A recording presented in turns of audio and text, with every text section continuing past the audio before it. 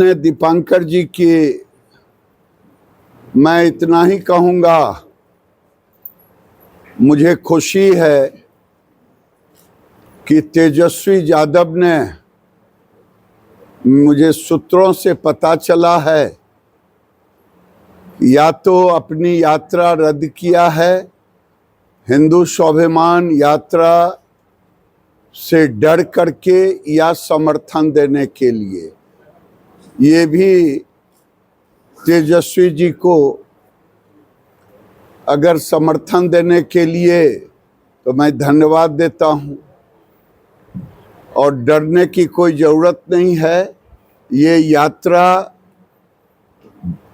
RJD के भी हिंदुओं को आमंत्रण है, कम्युनिस्ट के भी हिंदुओं को आमंत्रण है, जदयू के भी हिंदुओं को आमंत्रण है, भारतीय जनता पार्टी के भी हिंदुओं को आमंत्रण है। ये यात्रा भारत में और बिहार में जो डेमोग्राफी चेंज हो रहा है और उसमें जो हिंदुओं का अस्तित्व खतरे में पड़ रहा है। मैं 1951 में भागलपुर को देखूं या कटिहार को देखूं या पूर्णिया को, किशनगंज को देखूं, तो हमारी बहनों का, हमारे भाइयों की आबादी गिरती जा रही है। आखिर क्यों? देश में लगभग 400 जिले में के 1600 स्थान पे उनकी आबादी बढ़ गई है। हमारी आबादी कम हो गई है। ये भी अपने लोगों को बताने के लिए, जो लोग पूछ रहे हैं मुझसे केंद्रीय मंत्री होकर के इन्हें नहीं निकालना चाहिए, मैं आपके माध्यम से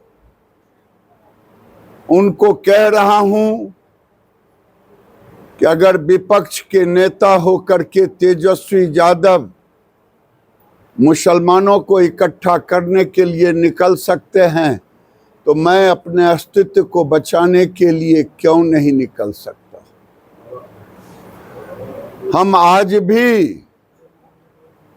देश के अंदर, मैं मुसलमान भाइयों से भी पूछना चाहता हूं कि आज़ादी के देश के बंटवारे के बाद कभी आपके तजिया पर किसी गांव से लेके शहर तक हमने पत्थर नहीं मारा।